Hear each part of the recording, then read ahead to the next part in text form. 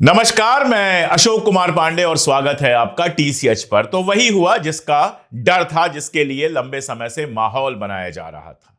जिस नागपुर में आज तक दंगे नहीं हुए थे, 300 साल से जहां दंगे नहीं हुए थे, जिस नागपुर में बाबा साहब अंबेडकर की पवित्र दीक्षा भूमि है, जहां हजारों लोग रोज इकट्ठा होते हैं, उस नागपुर में जहां से खुद मुख्यमंत्री विधायक हैं, नितिन गडकरी जी का क्षेत्र है जो नागपुर, उस नागपुर में हिंदू मुस्लिम दंगे हुए। कल रात सारा बवाल हुआ। और बवाल भी किस बात पे हुआ? बवाल हुआ औरंगजेब की कब्र पर, जो औरंगाबाद, जिसको अब छत्रपति संभाजी नगर कहा जाता है, उसके पास खुलदाबाद में है। कहते हैं कि उस कब्र को बनवाने के लिए औरंगजेब ने सरकारी खजाने से 1 रुपए ना खर्च करने के लिए कहा था, और टोपियां सिलकर जो पैसे बचाए गए थे, उसी पैसे से वो कब्र बनवाई गई थी।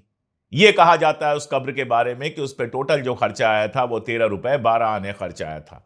मैं औरंगाबाद एक कार्यक्रम में गया था। वहां पर महात्मा गांधी यूनिवर्सिटी है, वहां एक इंटरनेशनल सेमिनार था जिसमें मुझे बुलाया गया था। और उस सेमिनार को अटेंड करने के बाद जब मैं औरंगाबाद घूमने निकला तो पास खुलदाबाद भी गया था, और खुलदाबाद में मैंने एक कब्र देखी थी औरंगजेब की। बहुत साधारण सी कब्र है, बहुत साधारण सा वो पूरा कैंपस है जहां पे वो कब्र है। और भी कब्रें हैं वहां पर। और जब मैं गया तो बमुश्किल 10-5 लोग वहां आसपास घूम रहे थे। कब्र पे 1-2 लोग थे। यानी ऐसी कोई मकबूल जगह नहीं है जहां पर हजारों लोग रोज इकट्ठा होते हों। अगर हिंदुस्तानी मुसलमानों की बात कीजिए तो मैं यहां बैठ के दावा कर सकता हूं कि 90% मुसलमानों को यह पता भी नहीं होगा कि वो कब्र कहां पे है, और कभी उस कब्र को देखने गए भी नहीं होंगे। लेकिन महाराष्ट्र में जो फिल्म आई छावा, उसके बाद लगातार औरंगजेब की कब्र का मुद्दा बनाया जा रहा है। और यह मुद्दा भी कौन से लोग बना रहे हैं? वो लोग जिनकी जिम्मेदारी है महाराष्ट्र में शांति व्यवस्था कायम रखने की, कानून कायम रखने की। वो लोग लगातार इस तरह के बयानात दे रहे हैं जिससे माहौल गर्म हो। चाहे वो देवेंद्र फडणवीस हो, चाहे बाकी सारे लोग हों, चाहे नीतीश राणे हों, लगातार इन्होंने औरंगजेब की कब्र को लेकर बयान दिए। औरंगजेब की जो कब्र है वो एएसआई संरक्षित है। देवेंद्र फडणवीस सवाल उठा रहे हैं कि आखिर ये एएसआई संरक्षित क्यों है भाई? इसलिए एएसआई संरक्षित है क्योंकि वो एक ऐतिहासिक इमारत है। आप औरंगजेब से प्यार करें या औरंगजेब से नफरत करें, चाहे कुछ भी करें, लेकिन इस हकीकत को नहीं मिटा सकते कि औरंगजेब हिंदुस्तान का 49 साल तक, 49 ईयर्स तक शासक रहा। आप इस सच्चाई को इतिहास से नहीं मिटा सकते। जैसे ये सच्चाई नहीं मिटा सकते कि 150 साल से ज्यादा वक्त तक हम अंग्रेजों के गुलाम रहे। ये एक हकीकत है। आज हम ब्रिटेन जाते हैं या ब्रिटेन के लोग यहां आते हैं तो बराबरी में मिलते हैं, लेकिन क्या यह सच्चाई झुटलाई जा सकती है कि 150 सालों तक उन्होंने हमारे ऊपर राज किया है, हम उनके गुलाम थे? नहीं मिटाई जा सकती है। 2 नहीं, 4 नहीं, 100 इमारतें गिरा दीजिए, यह सच्चाई कभी भी, यह इतिहास कभी भी मिटाया नहीं जा सकेगा। यही मुगलों के साथ है। आप औरंगजेब की कब्र गिरा देंगे, खोद डालेंगे, उससे क्या हो जाएगा? उससे यह होगा कि आते जाते लोग कहेंगे कि यहां पर औरंगजेब की कब्र थी जो खोद दी गई। औरंगजेब अच्छा था, बुरा था, यह इतिहासकारों की बहस है। 1707 से आज हम पहुंच गए हैं 2025 में, यानी 318 साल हो चुके हैं औरंगजेब को इस दुनिया से गए हुए। 300 सालों तक किसी को नहीं सूझी औरंगजेब की कब्र गिराने के लिए। छत्रपति शाहू जी महाराज की कहानी है। छत्रपति शाहू जी महाराज संभाजी के बेटे थे, और जब 7 साल के थे तब उनको मुगलों ने अपने संरक्षण में ले लिया था, कहना चाहें तो कहें, और यह कहना चाहें कि अपनी कैद में ले लिया था तो वो भी आप आराम से कह सकते हैं। जब रिहा होते हैं छत्रपति शाहू जी महाराज, लौट कर आते हैं, तो उसके कुछ दिनों बाद एक मस्जिद बनवाते हैं, जो मस्जिद आज भी सतारा में है।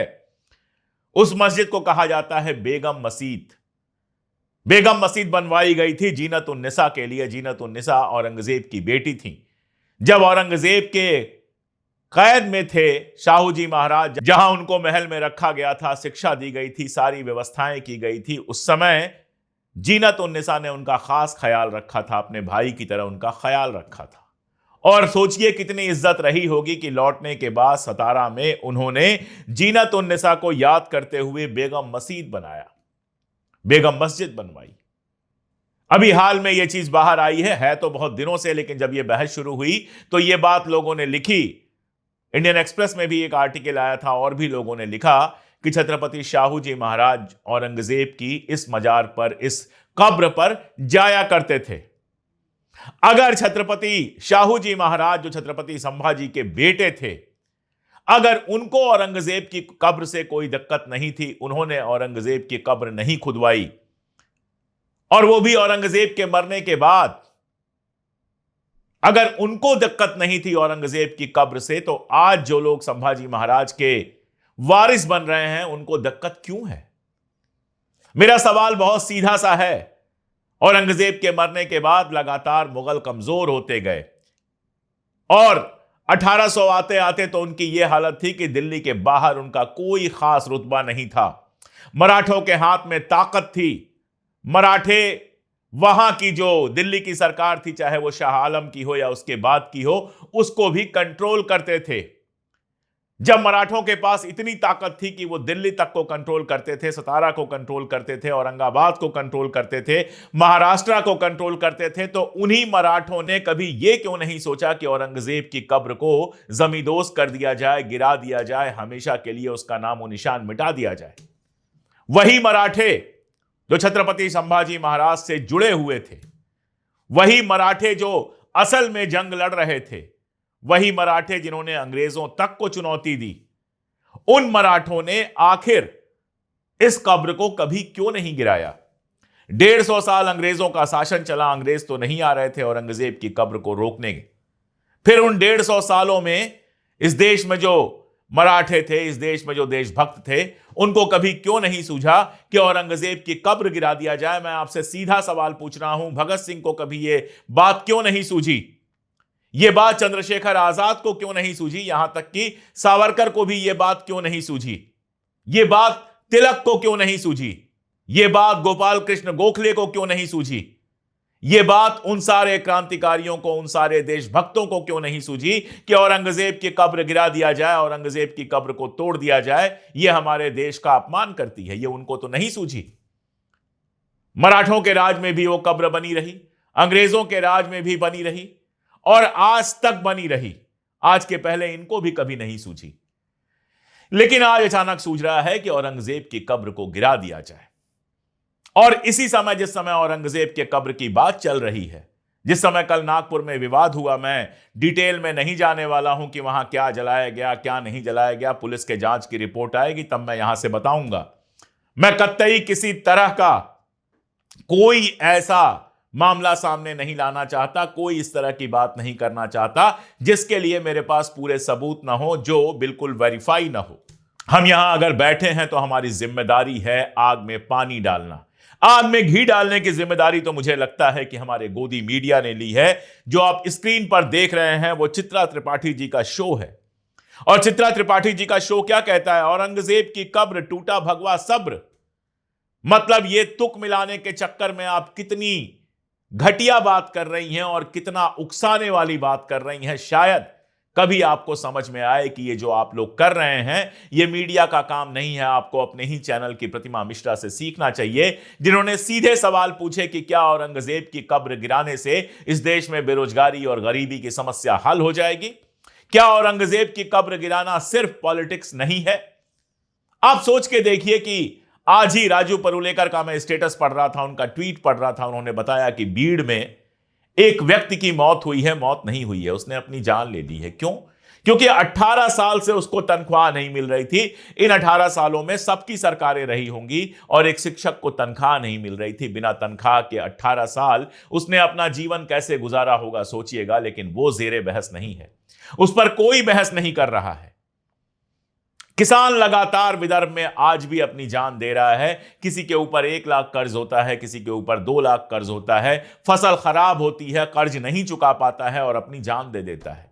वो अब जेरे बहस आता ही नहीं है, उस पर कोई बात ही नहीं होती है, कोई चर्चा ही नहीं होता है। कोई गोदी मीडिया, कोई यूट्यूबर उसके ऊपर बात ही नहीं करता है। दिन रात हिंदू मुसलमान, हिंदू मुसलमान, हिंदू मुसलमान। बीड़ में इसके पहले जो वीडियोज आए थे, एक व्यक्ति की हत्या हुई थी जो भारतीय जनता पार्टी से जुड़ा हुआ था, जिसमें धनंजय मुंडे के साथी का नाम आया। उसके बाद धनंजय मुंडे ने इस्तीफा दे दिया। उस पर कोई चर्चा नहीं है कि राज्य में एक मंत्री गुंडागर्दी को कैसे बढ़ावा दे रहा था और क्या उसकी जिम्मेदारी राज्य सरकार के ऊपर नहीं है। नहीं, कोई बात नहीं उस पर।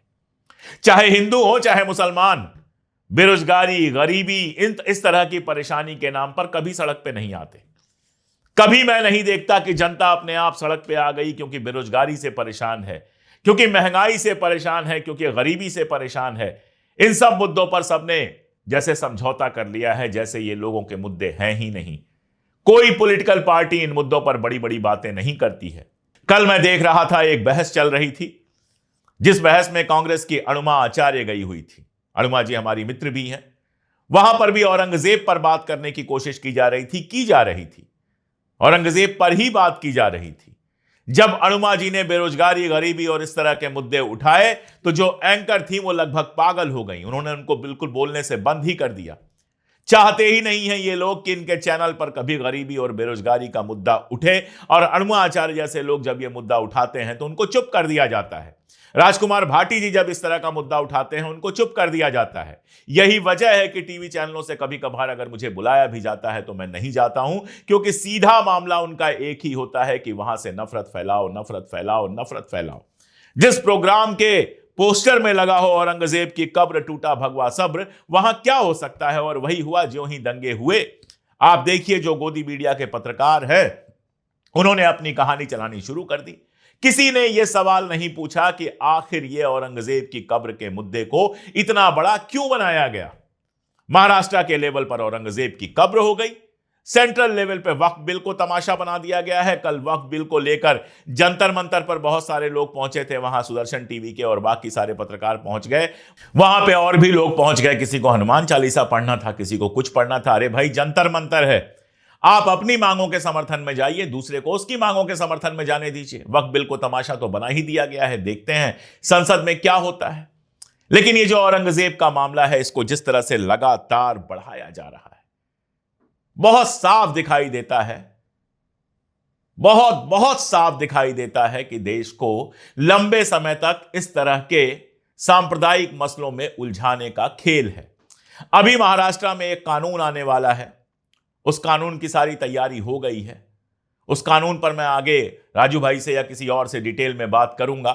लेकिन फिलहाल जो जानकारियां आ रही हैं उससे ऐसा लगता है कि वहां बोलने की, विरोध करने की आजादी को पूरी तरह से खत्म करने का प्लान बना लिया गया है।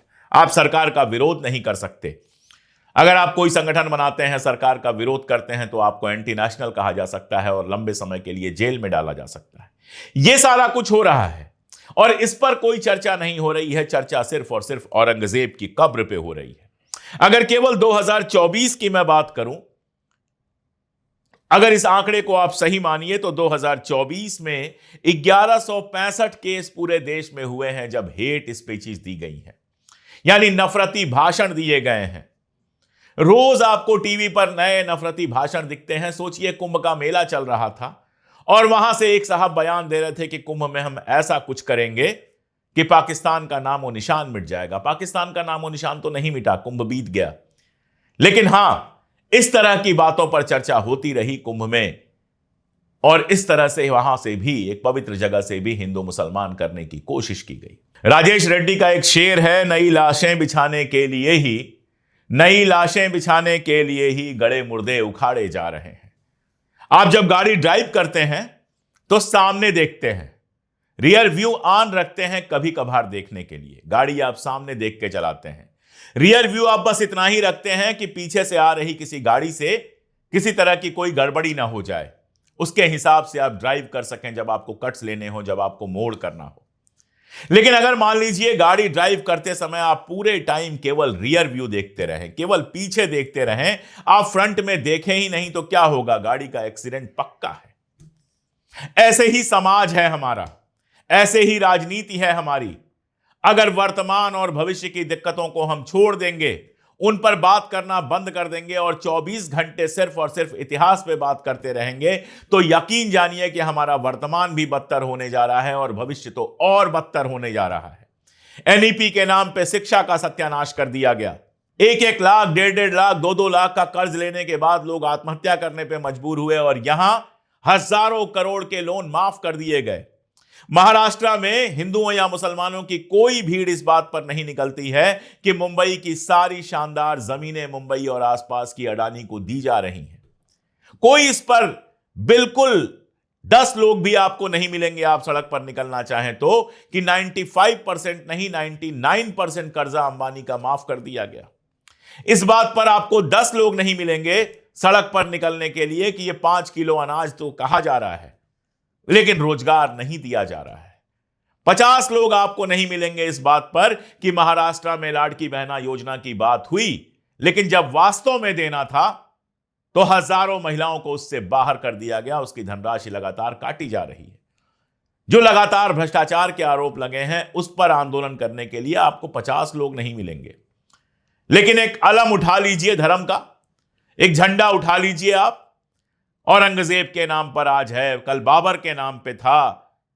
बड़ी अच्छी बात कही गौहर रजा साहब ने कि बाबर अब हाथ से निकल गया तो औरंगजेब की पिटाई शुरू है। कोई ना कोई चाहिए जिस पर आप बवाल लगातार मचाते रहें। इस तरह का बवाल जो ही मचता है, हजारों लोग पता नहीं कहां से सड़क पर आ जाते हैं। जिन लोगों को गरीबी, बेरोजगारी, बाकी सारी चीजों से कोई दिक्कत नहीं है, धर्म के नाम पर तुरंत सड़क पर आ जाते हैं। एक भूखा आदमी सड़क पे मर जाए तो उसको हॉस्पिटल पहुंचाने वाले लोग नहीं मिलेंगे, लेकिन सड़क पर एक धार्मिक नारा लगा दे कोई तो 50 लोग उसके आसपास, उसके साथ या उसके खिलाफ खड़े हो जाएंगे। ऐसा बन गया है हमारा देश, हमेशा से नहीं था। मैंने देखा है इस देश में बेरोजगारी पर, महंगाई पर जुलूस निकलते हुए, लोगों को बात करते हुए। प्याज की कीमत बढ़ गई थी, सरकार गिर गई थी, ऐसा था ये देश। लेकिन आज चीजों की कीमतें बढ़ती हैं और लोग आकर उसको डिफेंड करते हैं, और इन सब के बीच में मिल गया है ग्रोक। तो बस सब ग्रोक खेले जा रहे हैं। किसी को यह नहीं समझ में आ रहा कि अरे ये एआई है, आज इस तरफ पलटा है, कल उस तरफ पलट जाएगा। किसी को किताबों से मतलब नहीं है, किसी को इतिहास से मतलब नहीं है। दिन रात टीवी चैनलों पर फैल रही है गंदगी और सारे उसी में मस्त हैं। जिनको मुख्यमंत्री बनाया गया, जो मुख्यमंत्री बने, जिनकी जिम्मेदारी है कि पूरे राज्य को साथ लेकर चलना, उनकी सबसे बड़ी चिंता औरंगजेब की कब्र है।